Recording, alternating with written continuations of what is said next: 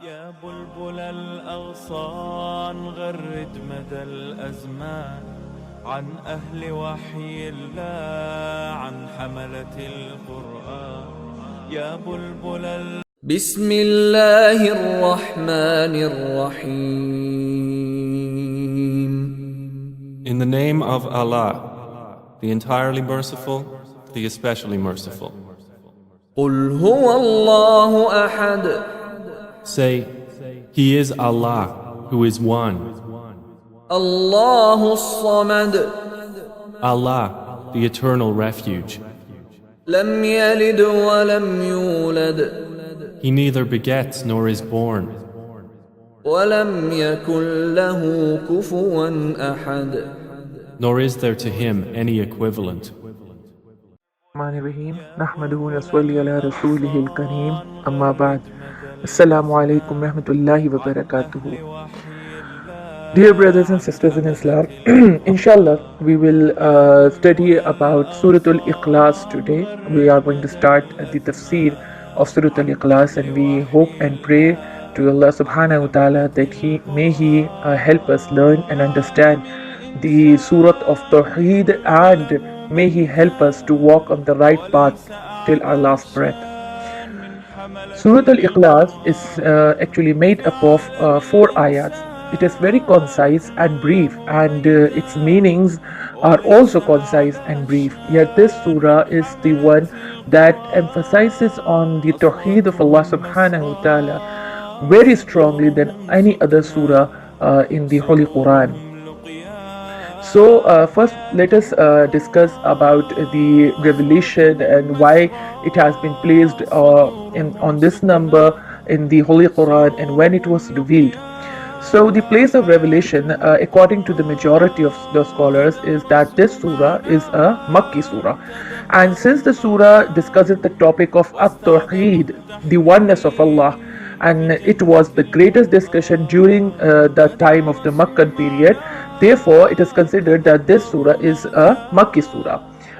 But there are also opinions that this surah was a Madani surah, and we will find out later how to reconcile between these two opinions inshallah ta'ala when we discuss the reason of the revelation. There is no issue that this surah was revealed twice. Many scholars declare that this surah had been revealed twice, once in Makkah and once in Medina.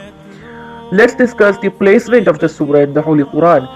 So sometimes the Prophet ﷺ used to combine 2 particular surahs in his prayers. For example, in Salatul Eid and Salatul Jummah, he used to recite Surah Al-A'la and Surah Al-Ghashiyah.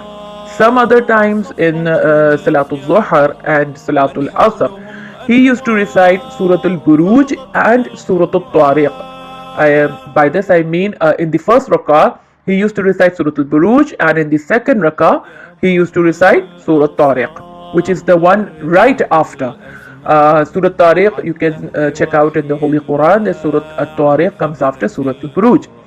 And usually the 2 surahs that the Prophet ﷺ used to recite in the first and second rak'ah in the Holy Quran, you can see them right next to each other. But there is one unique pairing which Rasulullah ﷺ used to recite, and this is Surah Al-IKHLAS and Surah Al-Kafirun.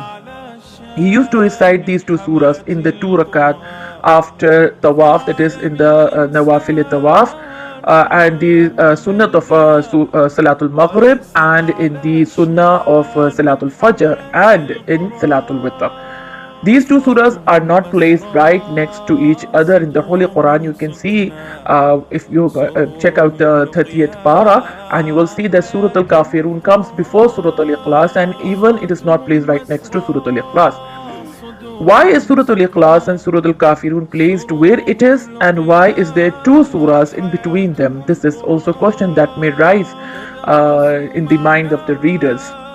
So at the end of the Surah Al-Kafirun, Allah told the Prophet ﷺ to declare his deen separate to the disbelievers' deen, even though both the believers and the disbelievers were worshipping the same house, the Kaaba, and they were both worshipping the same Lord, the believers were worshipping Allah subhanahu wa ta'ala, and the disbelievers were claiming to worship Allah subhanahu wa ta'ala. The disbelievers never rejected the existence of Allah subhanahu wa ta'ala, but they believed that Allah subhanahu wa ta'ala was assisted by many different other gods. They never rejected the existence of Allah subhanahu wa ta'ala. So in Makkah, at the place of Kaaba, both the believers and the disbelievers, they both worshipped Allah subhanahu wa ta'ala.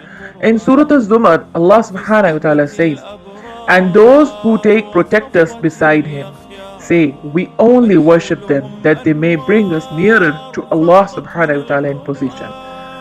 So in essence, a lot of things are happening which they have in common. But Allah subhanahu wa ta'ala told the Prophet sallallahu alaihi wasallam to make a declaration that his deen is actually separate to their deen.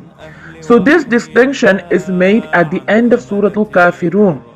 After Surah Al-Kafirun is Surah Al-Nasr, and here Allah subhanahu wa ta'ala declares that the victory is going to be for the deen of Muhammad sallallahu alaihi wasallam. Then after Surah Al-Nasr is Surah Al-Lahab, and here Allah subhanahu wa ta'ala declared that the punishment is going to be with the second group, which is the group of the disbelievers, the deen of Abu Lahab. In Surah Al-Kafirun, the word Allah was not mentioned, and the Prophet ﷺ was told to say, "You don't worship that which I worship." This eventually creates a question.